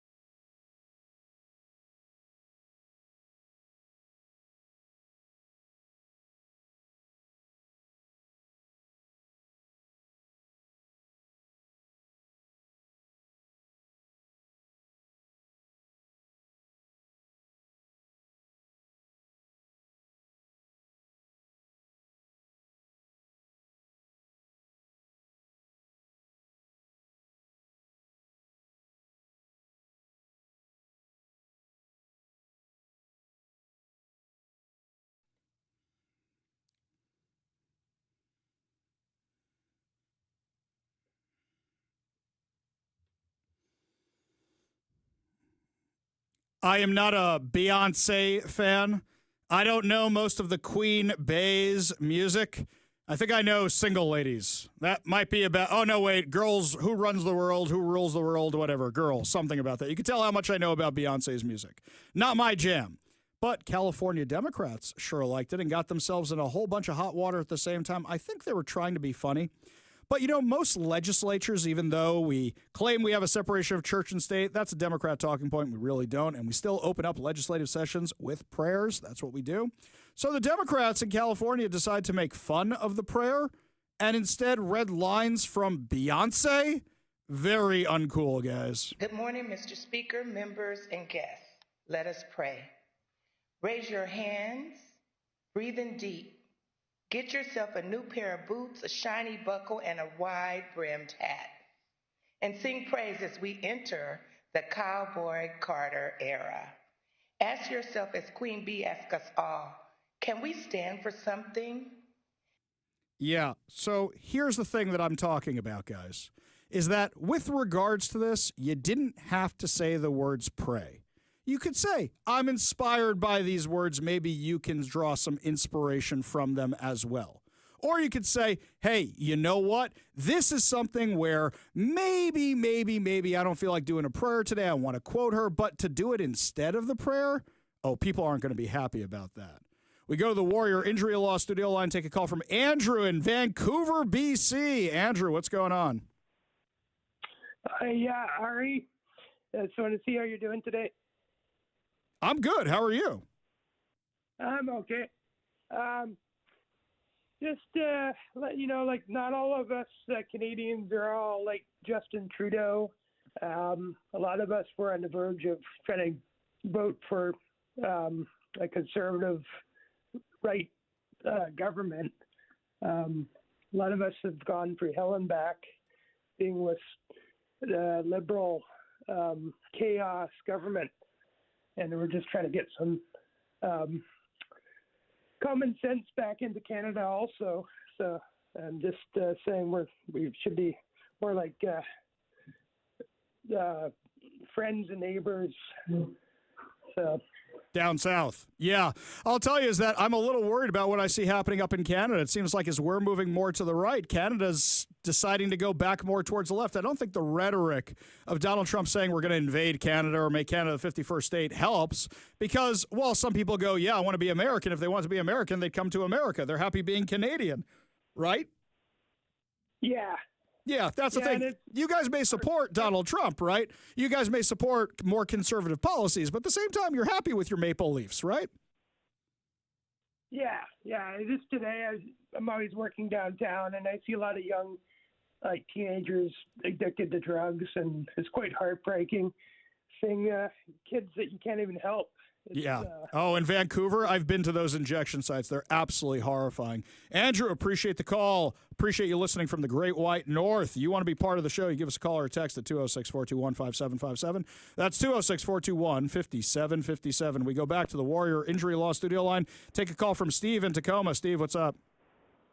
Oh, watching that pavement fly in my big giant diesel truck going down the freeway. Very good. Do you have a piano on top of your car, too? Yeah. Right. No, I wanted to go into the light rail stuff. I mean, did they go to Gavin Newsom's School of Economics or what? Because yeah, exactly. It sounds like the high-speed rail down there. Yeah. How can you be $1 billion over budget and not even broke ground? Yeah, that's exactly. What are they at? $8 billion now, I think, the California high-speed rail project, and they haven't broken. Oh, wait, they built the one little bridge, right? The one teensy tiny little bridge, like 500 yards of track or something? Yeah, exactly. Yeah. Exactly. Maybe Gavin Newsom, he should have the head of WASDOT on his podcast, and they could talk about it. Oh, don't give them any ideas. Don't do that. They'll just spend more money. Our guys only spent $3 billion. They spent like $7 or $8 billion. Don't give them any ideas. Yeah, right. Yeah, so, crazy that's stuff. Just my 2 cents on it. Yeah, drive safely, Steve. Appreciate you being part of the show. You want to be part of the show, give us a call or a text at 206-421-5757. That's 206-421-5757. Well, CNN is even calling out Gavin Newsom. So the other day on his podcast, he was talking about how he doesn't use the term Latinx, whatever that is. And even CNN, I'm not putting our montage music. I didn't ask Mike to put the montage music before it. I don't want to ruin the art, which is CNN calling out Gavin Newsom. Give a listen. By the way, not one person ever in my office has ever used the word Latinx. So can we finally put that to bed? Yeah, we agree? where did that even No more Latinx, like, everybody. Well, I just didn't even know where it came from. I'm like, what are people talking about? But there was a person who used Latinx. It was actually a really important person. It was him. Right? Yeah, that's right. And look, these aren't minor shifts. These are progressive issues that Gavin Newsom used to champion until fairly recently. And now he's not just walking away from them. He's sort of acting like they were never legitimate with that clip talking about Latinx in the first place. But let's take Latinx. We did find somebody who used it repeatedly in his office. Let's take a listen to this. I hope we can really paint a picture in terms of our consciousness of how impactful this has been on the Latinx community. The Latinx and black communities. You've got politicians that are banning not assault rifles, but the word Latinx. They're not even serious. Yeah, that was him, the one who was using the word all the time. CNN is calling out Gavin Newsom. Now, don't get too excited, my friends, because you know as well as I do that if Gavin Newsom is actually the Democratic nominee, they are going to be doing everything they possibly can to help this guy get elected. Guaranteed. But there may be a problem in California. This is from WKABC. Nearly 50% of Californians could vote for a Republican governor in a new poll. The polling release shows that voters across California are feeling what is being called the Trump effect, rejecting years of Democratic policies. Nearly half of likely California voters say they would consider voting for a Republican for governor in 2026.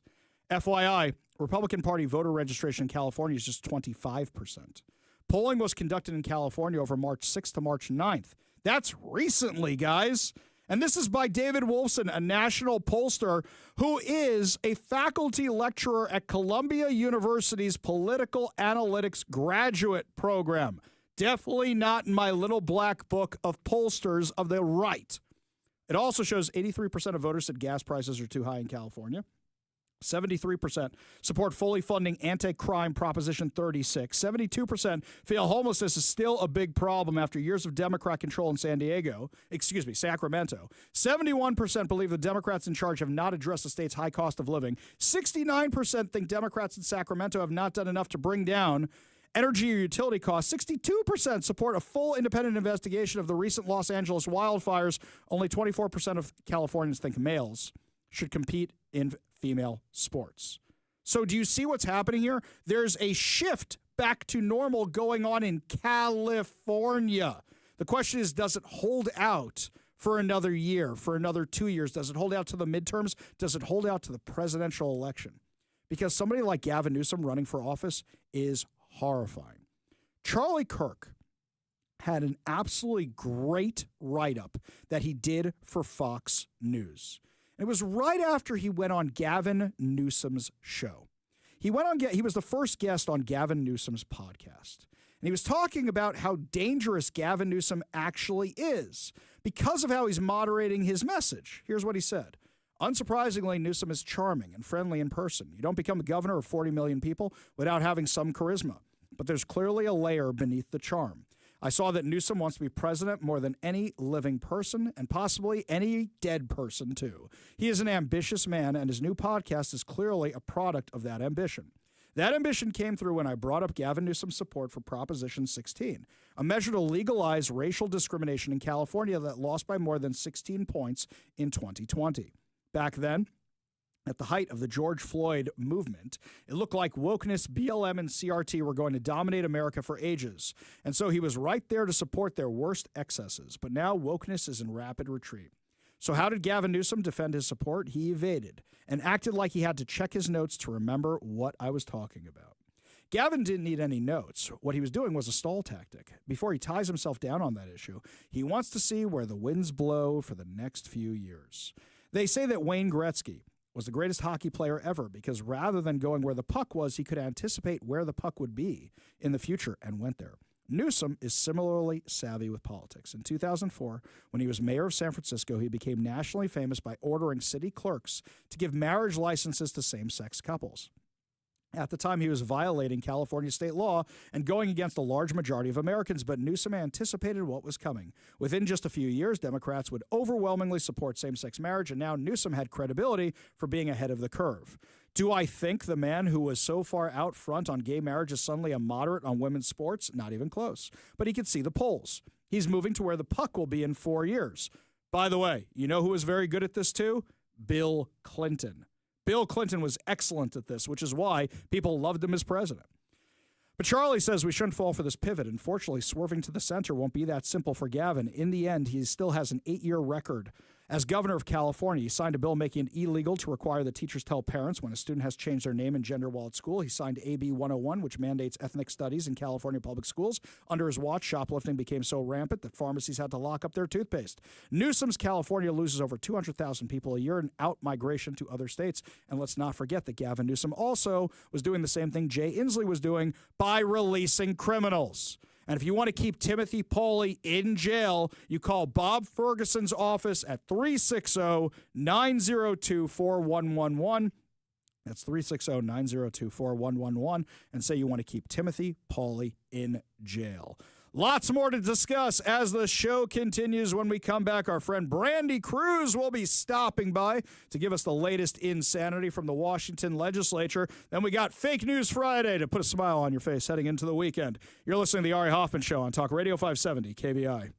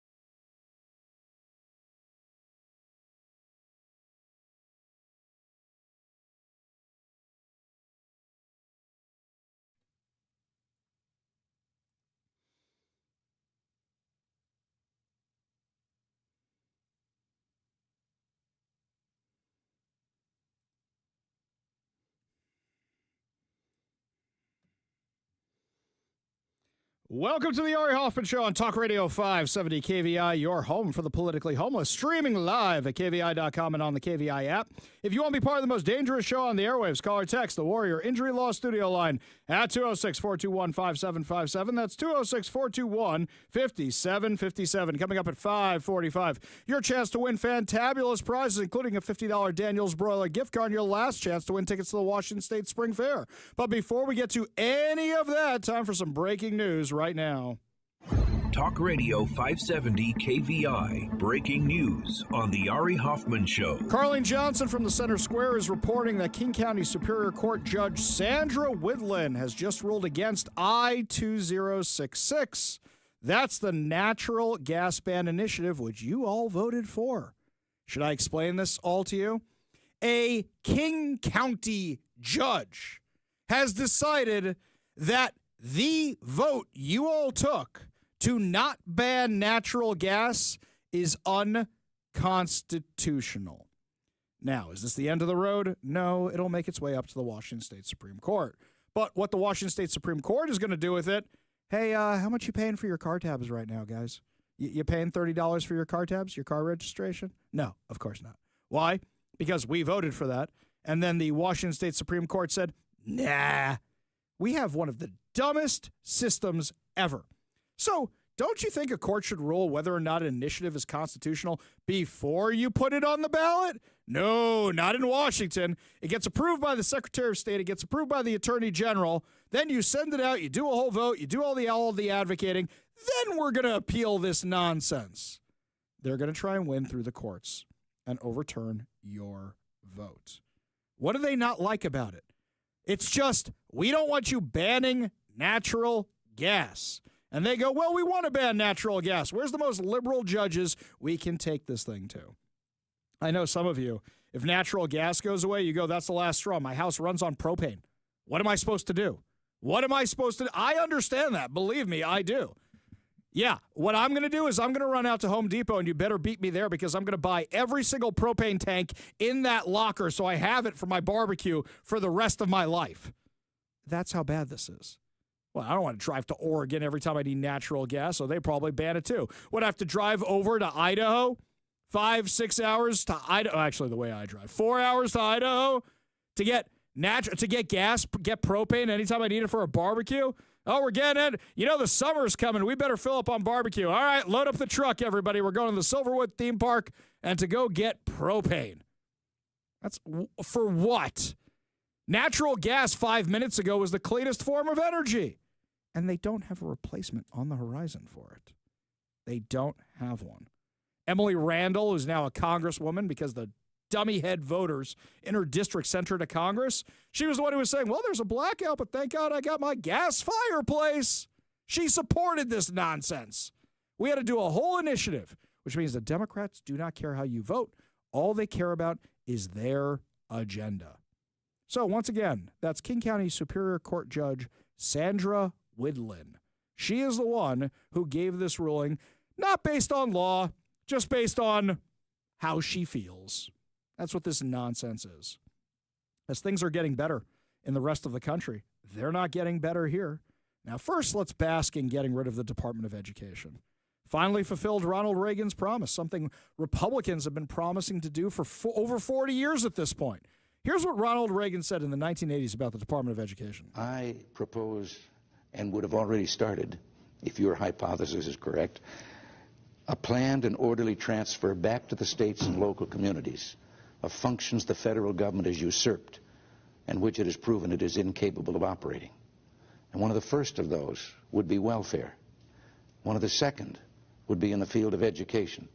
I would like to dissolve the $10 billion National Department of Education created by President Carter and turn schools back to the local school districts where we built the greatest public school system the world has ever seen.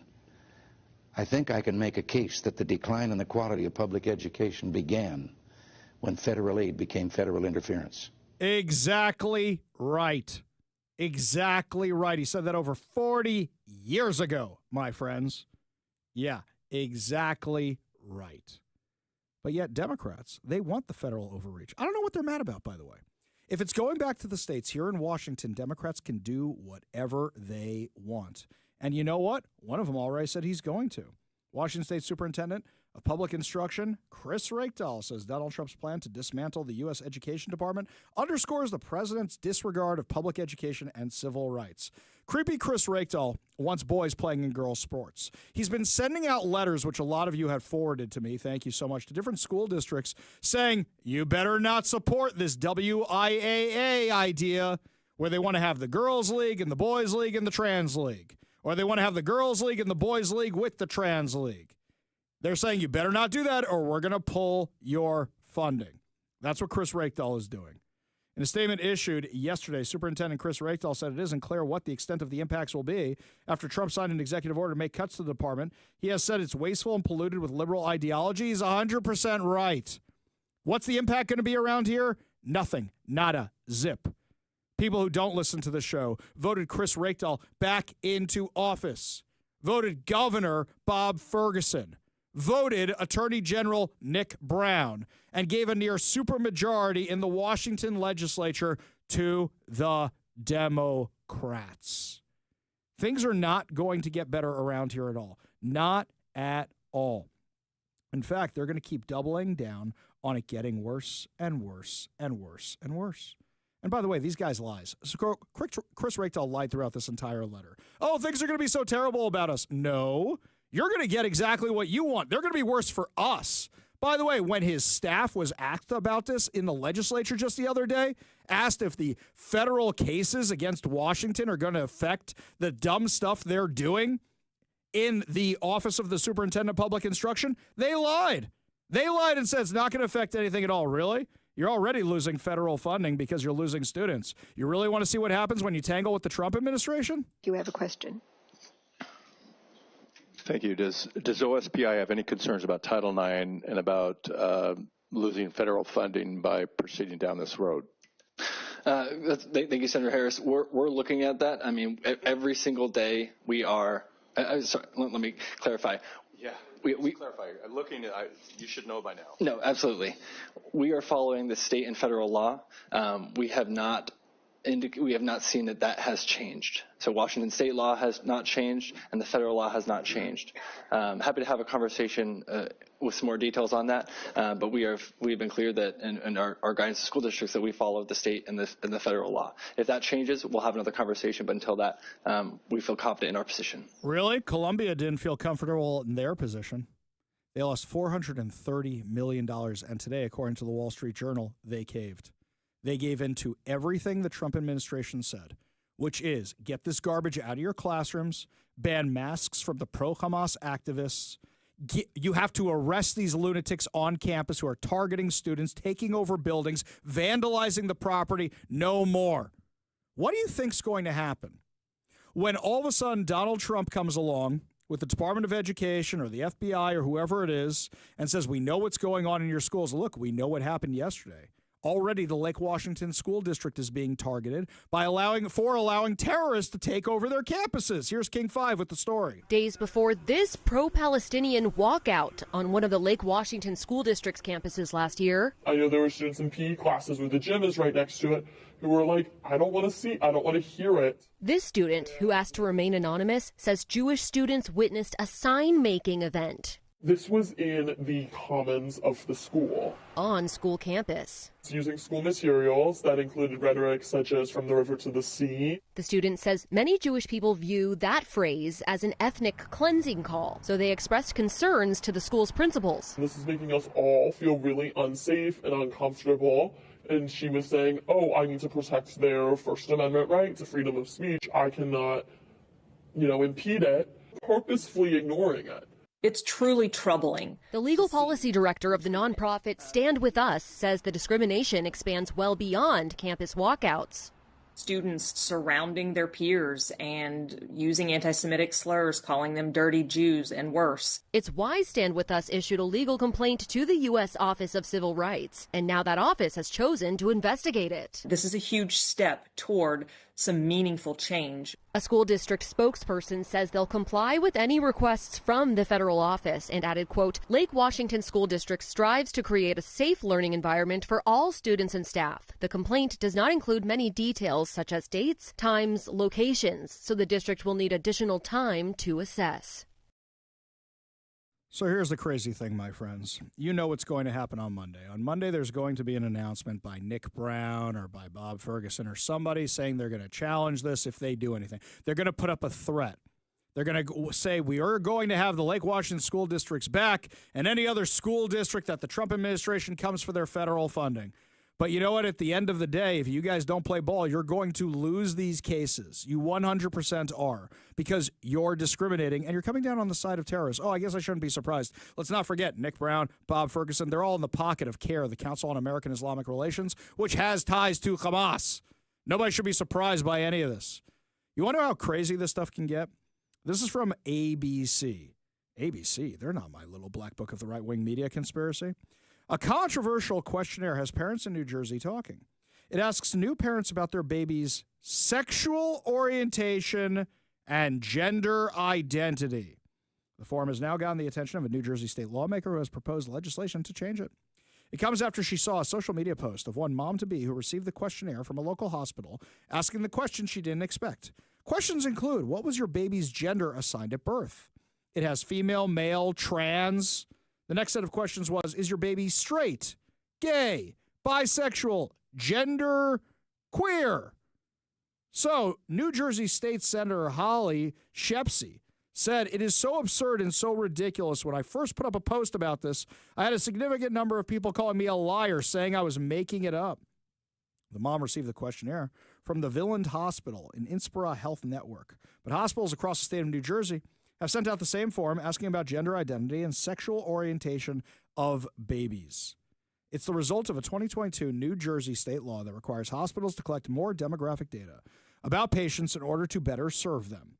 Now, the Republican senator is proposing legislation to change it. The legislation would specifically preclude taking any of this information from minor patients. If a parent wants to volunteer this information, the parent always has that opportunity. You know what I keep in my little binder here?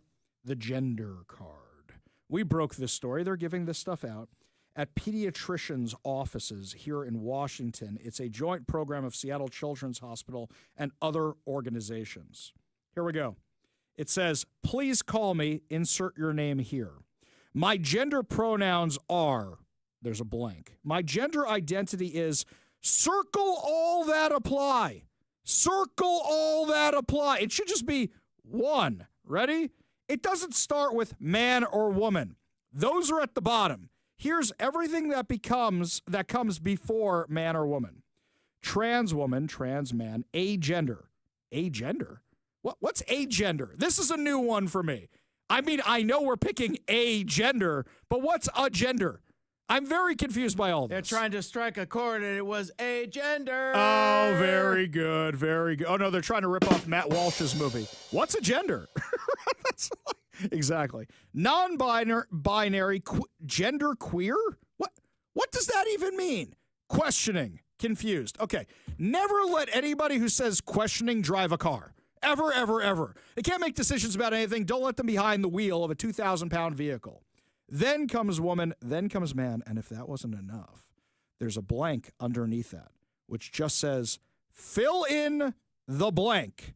Hang on, we're not done yet. We're going to go through this whole card. My sex assigned at birth was, circle all that apply. Here we go again. Ready? It starts with intersex. I don't know why that reminds me of the movie Eurotrip with Club Wundersex. I got the free t-shirt. Right. So after intersex comes female, male, I do not care to say, or fill in the blank. Language to discuss my body. Check one. Here you have to check one. You can't circle all of them. Please ask me about the words I use to describe my body. Please use this language when describing parts of my body, and it's got some blanks to fill out. Now, this is being given out in a pediatrician's office, okay? This part, I'm leaving out some of this. I'm leaving out the Okay, here's what it says. It says, my sexual partners have, and then list the equipment they have, the biological equipment. Then it says, and it also says, mark all that apply. I am not currently having sex. I am never having sex. I do not wish to talk about my sexual activity at this visit. Things that might help me feel more comfortable during medical visits are, and then it has 2 check marks at the bottom. I'd like to talk about what you can share with my parent or guardian. Do not share with my parent or guardian. This is from the QCardProject.com. Yes, they are giving this stuff out in pediatrician offices here in Seattle. They're asking what the gender of your baby is. How does your baby identify? Okay, having had 3 kids, your baby identifies as drool, poo, and I'm hungry or I'm sleeping. That's how your baby identifies. What you do to your baby, that's messed up. This is messed up. People who do this should not have kids. Maine is caving. Remember Maine? You had the governor of Maine going head-to-head with Donald Trump in the White House during the governor's meeting early in his term. You had her going, she said, we'll see you in court. Well, guess what? Maine universities have now caved to Trump, and they're going to protect women's sports. Maine is caving. The last holdout will be Washington. Every single one of these cases is going to go to the Supreme Court, guaranteed. And how many of them is Washington actually going to win? But in the meantime, they're going to be a huge problem. They're going to fight kicking and screaming on every single one of them. And by the way, prisoners have figured out that they can abuse the system. This is a clip on TVW where adult inmates currently housed with kid criminals worry they're going to get sent to prison with other adults. Now, looking at this rogues gallery of criminals here, these guys look older than I do. But, they say, oh, no, we can't be sent to that adult prison. They're going to do awful things to us. Over the years since Nacell's been shut down, we have seen a very big increase in numbers here at Green Hill. And, all the guys sitting here, we were all part of the people that got sent to DOC, the 43 youth that got transferred there illegally. And, with that, that was just a very traumatic experience for all of us, because... Oh, what about your victims? How are their experiences what you guys did to them? But they realized they could game the system. They realized they could game the system, and that's exactly what they're doing. What the Democrats are doing is setting up a system so that pedophiles and con artists and criminals can game the system. And as excited as we are about what's happening in Washington, D.C., and it's great. It's great. I need your help with something. This stuff is happening everywhere. Some of you send me tips. When this stuff is happening near you, we need to shine a national spotlight on it. We need to call out this insanity. By the way, anytime I put up an article about Chris Reykdal, it goes viral. Almost instantly. It goes viral. People pick it up nationally. Boom, done. Because Washington has become the poster child for bad policies in education, bad policies in kids. If you see any of this stuff, this gender card came from a student at my synagogue. Brought this to me at synagogue. Says, Ari, you are not going to believe what is going out. And for those of you watching on the live stream over at Rumble, Facebook, X, and YouTube, check it out. I'm holding it up to the camera right now. You can see it. The gender card. Look what it says on the other side right there. All the stuff I'm talking about. All this stuff. You guys are my best sources of information. We need to shame Washington, or they need to lose federal funding until they learn their lesson. You can always email me tips, ari@kvi.com. That's ari@kvi.com. Lots more to discuss as the show continues, my friends. When we come back, Anna Navarro from The View is shocked that Trump supporters still support Trump. Well, when you keep giving us cool airplanes, we're going to be excited. We'll discuss that, plus a whole lot more. You're listening to the Ari Hoffman Show on Talk Radio 570 KVI.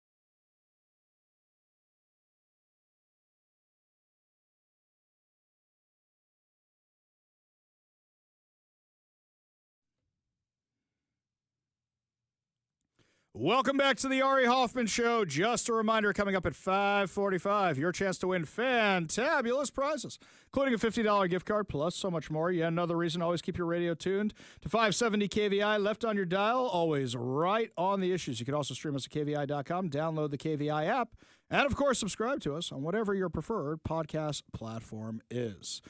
Tim Walz was not happy about the signing yesterday. He was not happy that Donald Trump had a whole bunch of kids around him. Poll for the audience. Would you rather your kids be around Donald Trump or Tampon Tim? Text us the answer, 206-421-5757. That's 206-421-5757.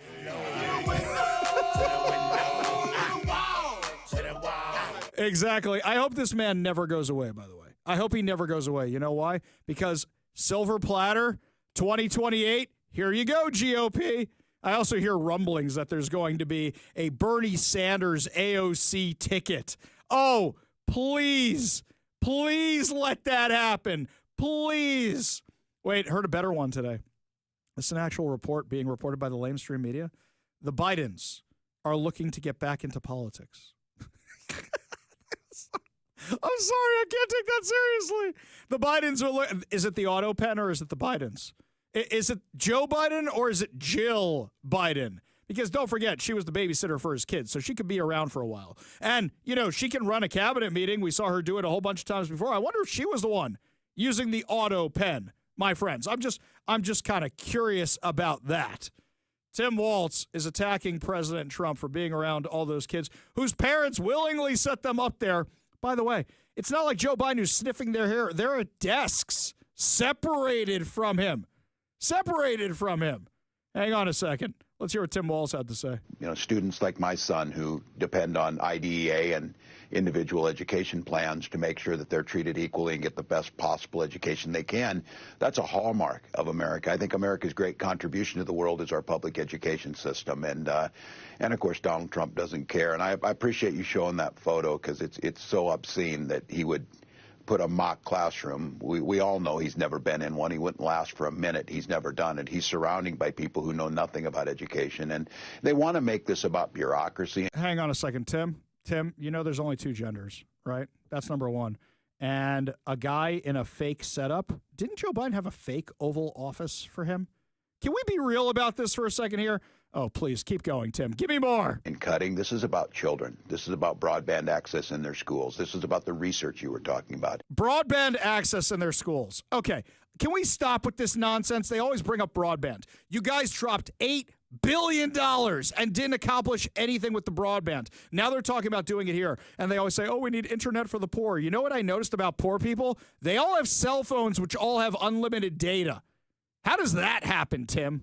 Pedagogy, things that we learn. And then it's about the Civil Rights Department at the Department of Education that makes sure that we don't have a situation where a Ruby Bridges is escorted to school with police. No. Now we just have a case where the Jewish kids are told not to come to campus, like Columbia did, right? Right. We don't even send the police with the kids who want to go to school. Right, Tim? And so we're back in an area where we can segregate. And he knows that curriculums and those decisions are made on a local basis, but they muddy the waters. So, look, just like your previous guest, thanks for having her on, but it's chilling. They don't care about law. They don't care about where the American public's at. And that kind of segues to why I'm getting out there. And there's a reason that these Republican Congress members aren't holding town halls, because this is so unpopular they can't defend it. That's not but I'm going to make sure that the voices of their constituents are heard. Stop, Tim. No. First of all, they are holding these meetings. They are holding the town halls. But Chuck Schumer says they're sending activists who are sent by the Democratic Party to disrupt them. We are mobilizing in New York. We have people going to the Republican districts and going after these Republicans who are voting for this and forcing them to either change their vote or face the consequences. This is a long, relentless fight that we fight every day. And I am confident that we will bring Trump's popularity, numbers, and strength down if we keep at it and keep at it and keep at it. Yeah, it hasn't been working so far. Hasn't been working at all. So you're admitting you're sending activists to these forums. Why don't you send them to go register voters? Why don't you send him to go knock on doors? That's more productive. You think this is going to bring down Trump? You're trying to bring down Trump by bringing down Elon Musk. It ain't working. Trump's poll numbers are going up and the Democrats' poll numbers are going down. Everybody sees through your nonsense. And you're admitting you have paid activists out in the field? By the way, you know who called you out? Somebody from your own party. Hardcore leftist Anna Navarro from The View. Police departments in South Florida are signing cooperation agreements to be deputized as ICE. When we, I keep thinking, okay, this is going to be this is going to change the way folks. They're gleeful. Everybody I know who voted for Trump is gleeful and supportive of everything he's doing. Yes, because he's doing exactly what he promised. This is what we voted for. You guys attacking his policies is not working out because this is what the majority of Americans voted for. Meanwhile, I don't think President Trump's worried about Tim Walz. Here's what he said. Tim Walz is now saying about Trump supporters, and forgive me, I'm just reading a quote from Tim Walz, "I think I could kick most of their ass."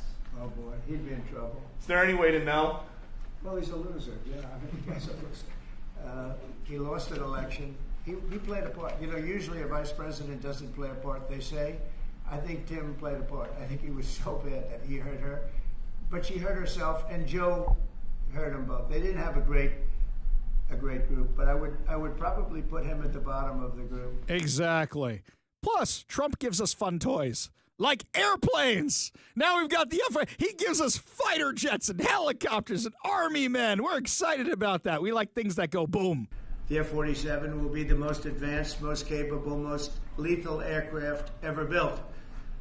An experimental version of the plane has secretly been flying for almost 5 years, and we're confident that it massively overpowers the capabilities of any other nation. There's no other nation. We know every other plane. I've seen every one of them, and it's not even close. This is a next level. Level 5 is good. This is level 6, they say. The F-47 is equipped with state-of-the-art stealth technology. It's virtually unseeable and unprecedented power. It's got the most power of any jet of its kind ever made. Maneuverability, likewise, is there's never been anything like it, despite the power and speed. Its speed is top. It's over 2, which is something that you don't hear very often. America's enemies will never see it coming. Hopefully we won't have to use it for that purpose, but you have to have it. And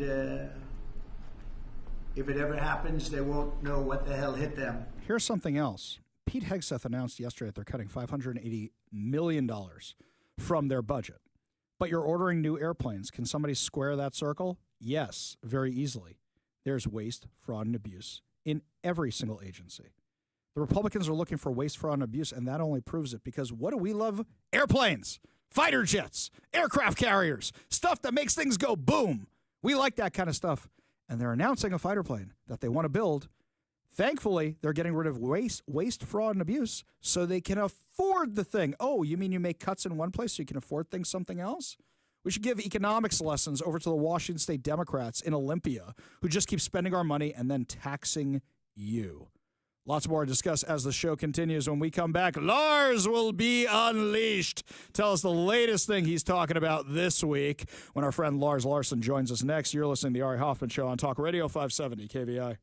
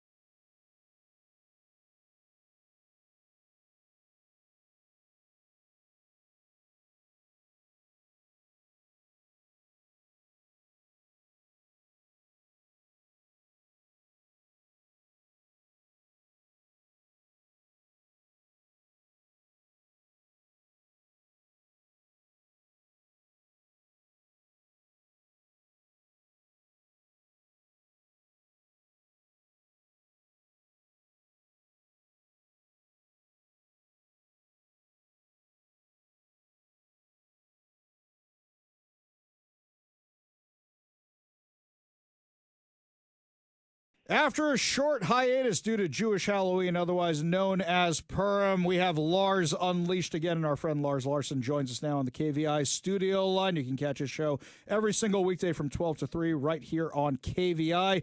Lars, I'm watching these activist judges, and Chuck Schumer was literally on, I forget if it was MSNBC or CNN, talking about how this was the plan. They appointed a whole bunch of these activist judges over the Biden administration because they were worried Trump would win again, and this way they could obstruct his agenda. And frankly, let me say something about judges and bias.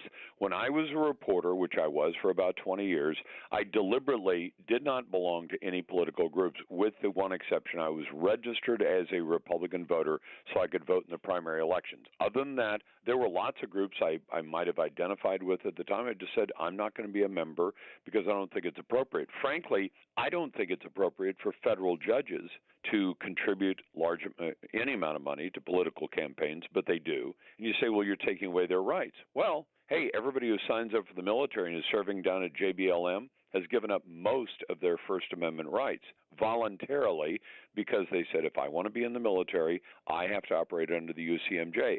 Is a member of the military allowed to criticize a commanding officer or the commander-in-chief, the president? And the answer is no. You say, well, is that constitutional? Yes, because you volunteered to do it. If you say, I really want to be a federal judge, I think you owe it to people, to the people of the United States who've given you a lifetime judge, and effectively nobody can fire you except in the instance of impeachment. So that means you've got this job, you have a tremendous amount of power, and it's your job not to show bias. So when you give money to political causes and political candidates, as some of these federal judges have, I think you're stepping over the line. Because how does somebody get a fair hearing from a judge, Boasberg, who decided one of the most recent cases against Trump? And you say, but he gives money to the Democrat Party. Can you get a fair hearing from that? Exactly. But here's something else, is that you're 100% right on everything you said, but I'm a nerd and I like reading some of these decisions sometimes. And the problem is there's no law behind them. It's just, I feel this way, or I think this way, or I believe this. There's no actual law. And I think that's getting lost in a lot of the narrative where everybody says, show me the law you're basing this on, and they can't actually do it. No, they can't. Taking, for example, the males into female prisons. Where's the law that says that if somebody says suddenly, I'm biological male, but I identify as female, move me to a female prison? What's the law they're basing that on? Or take any of the other decisions, like when the judge sees the president deporting people from this country who've been ordered deported by judges. They've been properly taken into custody, they're loaded on an airplane, the judge says bring them back. Again, where's the law? Exactly. And Joe Biden violated the law plenty. In fact, he bragged about the fact, he said, well, the Supreme Court told me I can't pay off these student loans, but I'm going to go ahead and do it anyway. And he did. He paid off hundreds of billions of dollars of student loans, and the Supreme Court had already said, you don't have the legal authority to do that, and he said, I'm doing it anyway. I think this is also creating another problem where now the media can say to the people who listen to them, to the smooth brain people, it can say Trump defied a judge's order. Also, what it does is it stretches out the story for longer and longer, where you're hearing Trump is defying these orders, Trump is defying these orders, where you're not actually letting the legal process unfold. I think they just want the narrative for as long as they can hold on to it, because even though we've got mixed feelings on the Supreme Court, which shows it's kind of a balanced court, most of these things are going to get shot down by the Supreme Court on the Democrat side, and Trump's going to win. But it's going to take too long, and they know it. So in other words, if you have less than 4 years of Donald Trump in office, and you assume, we hope, that somebody similar to him will follow him, but let's assume that Trump is there, and in 4 years he gets done what he gets done. If most of his major endeavors get blocked for, say, 6 months or a year. And I think that's optimistic, because I've been asking some of our legal experts lately, optimistically, what's the soonest you could expect that when there's an appeal filed by Trump's lawyers against these orders from a federal judge, which had, if Trump follows them, instantaneous effect. they instantly went into effect. That you say, well, it's going to be a year before it goes to the Court of Appeals and probably another year or two before it goes to the Supremes if they take it up, and then some period of time up to a year for them to decide it. Well, that's the end of Trump's term. So if you say, if I can delay this enough, if I can delay Trump enough, I deny him the ability to make the decision. And I keep reminding people that Article 2 of the Constitution says the head of the executive branch of government is Donald Trump. Now, back to your point about where's the law, can a single federal judge in a federal district who's only supposed to have sway within his district, can he say, I've decided the president, the chief executive of the United States, who has control of the executive branch, may not, say, fire probationary employees? Well, if he can't do that, is he the head of the executive branch of government, or are the courts the head of the executive branch of government? In that case, we don't have three legs to the stool, we have two. Exactly. That's an excellent point that keeps getting overlooked, too. Look, if it's happening in his district, then I can say, sure, that makes sense. But I think the problem is people are too hardwired. And while it's making its way through the courts and it stops at each level,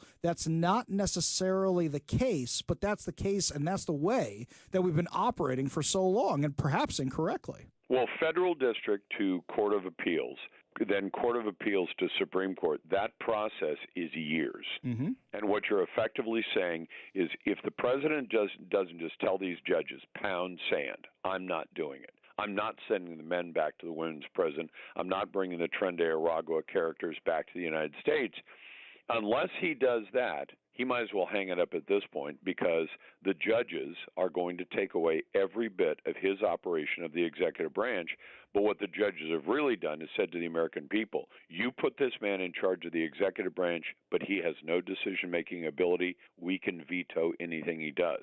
I think Trump's only out is to say, yeah, I'm going to go ahead and do it anyway, and screw you. Yeah, which is just what Joe Biden did, which is just what the Democrats told Joe Biden to do, because we've played the montages of them doing it. Lars Larson, you can catch his show every single weekday from 12 to 3 p.m. right here on Talk Radio 570 KVI. Lars, have a wonderful weekend, my friend. And you as well, Ari. Only good news to wrap up the show. Your good news giveaway, your good news headlines, your chance to win a $50 gift card, plus your last chance to win tickets to the Washington State Spring Fair. You're listening to the Ari Hoffman Show on Talk Radio 570 KVI.